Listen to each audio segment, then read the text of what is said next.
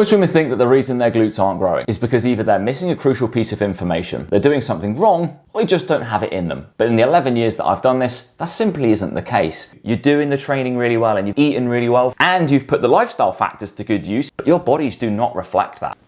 It's time we change that. In this video, I want to show you that in the next 12 weeks, just changing one thing in each section is the thing that you just needed to do all along to get you the best results. So the goal for this video is to simply change the belief that you need to change something. The three key topics are simple: training, how much we do, when we do it, and what we're actually going to do. Nutrition, what we eat, when we eat, timing, and finally lifestyle, sleep, habits, stress.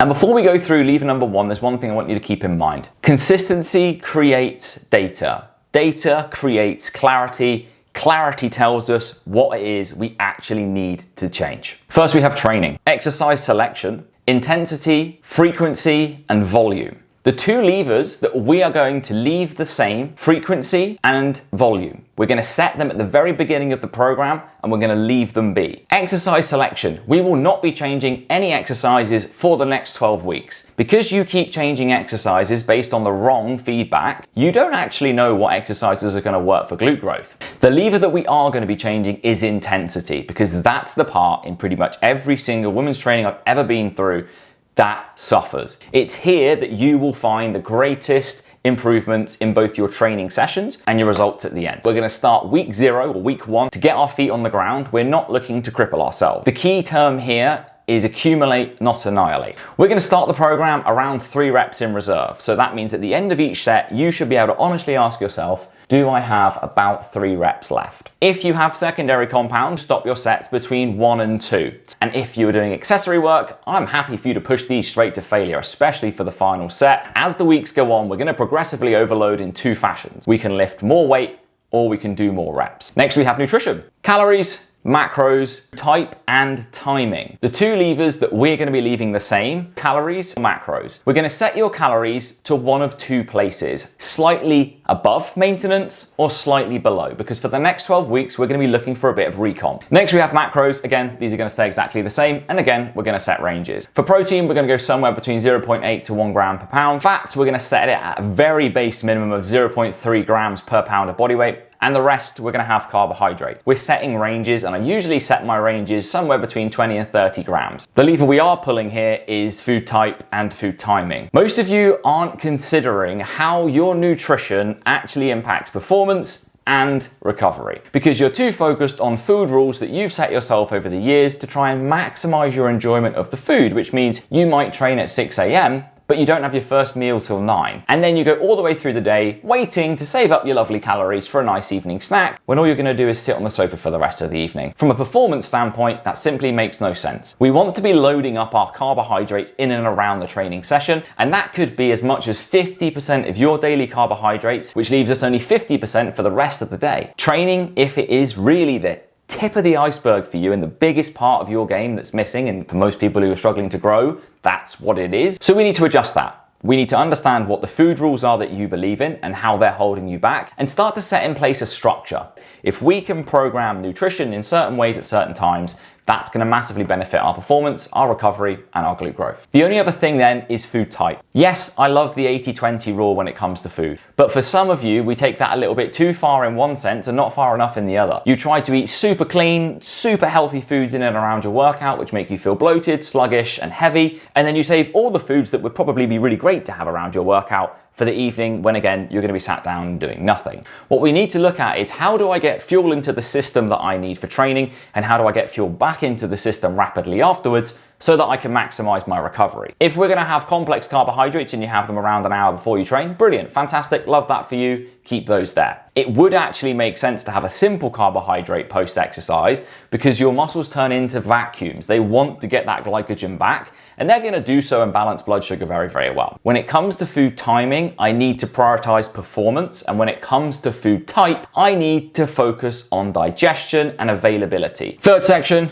is lifestyle. We have your exercise, daily movement, yoga, stretching, mobility work, that kind of thing. A lot of people think, well, I do my 7 to 10K per day, so I'm super active. But 7 to 10K per day is an apparent baseline for so many people. And if it's a baseline, then we're not actually shifting the needle on anything. So here's a general rule of thumb that I set for my clients. If you do between 1 and 4,000 steps per day, the target I would set you is to do between 5 and 7,000 steps per day. If you're currently doing between 5 and 7,000 steps per day, I would set you the target to do between 8 and 10K per day. If you're doing between 8 and 10K per day, I would set you the target to do 11 to 12K per day.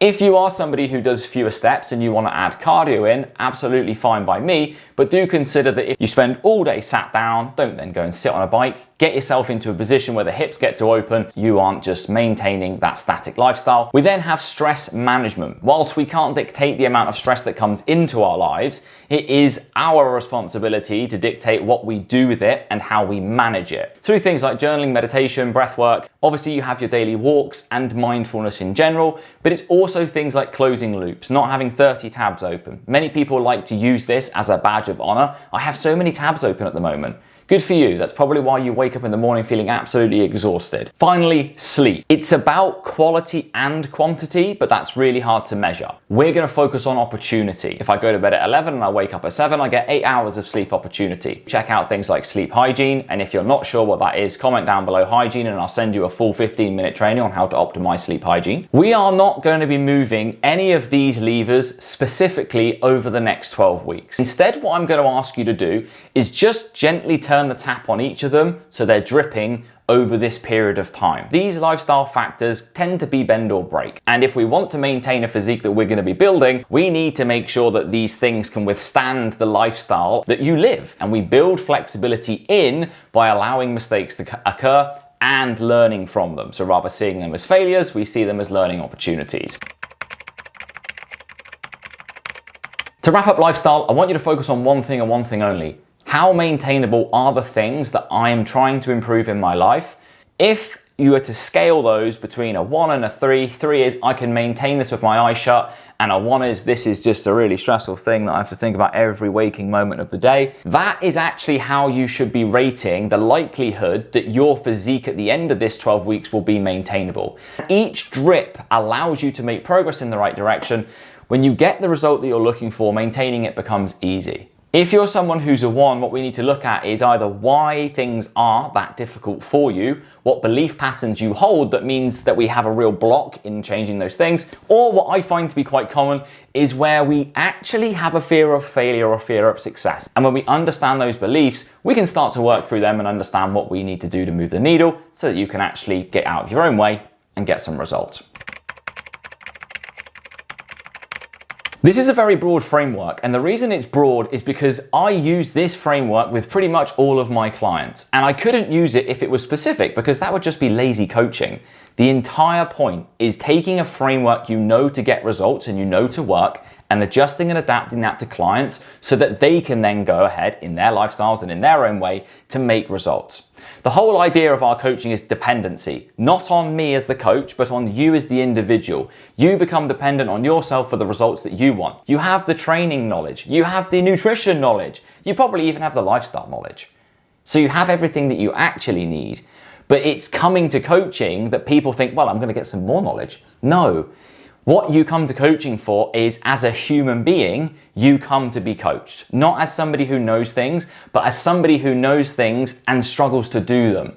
Coaching is for people, not for instructions. We coach the person. Down below, I've put the only 2 things that you're going to need for the next 12 weeks. The first one is a 3-day glute program. I have not included any quad accessories, hamstring, but upper back, core, things like that. This is simply just the skeleton that you will need to implement if you want glute growth. So by all means, add in the extra bits that you're going to do. In there, you will see a goal setting task that helps you to look at the exercises that you do and how to get the most out of those in the next 12 weeks. But also, this is based on the fact that you have good form. And if you're unsure, you can drop me a message and I will happily take a look at your form for you. The second thing is a calorie calculator. This takes 60 seconds and it also has some great help in there on how to use the macros to the best of your ability with training. Thank you so much for watching. I'll see you in the next one.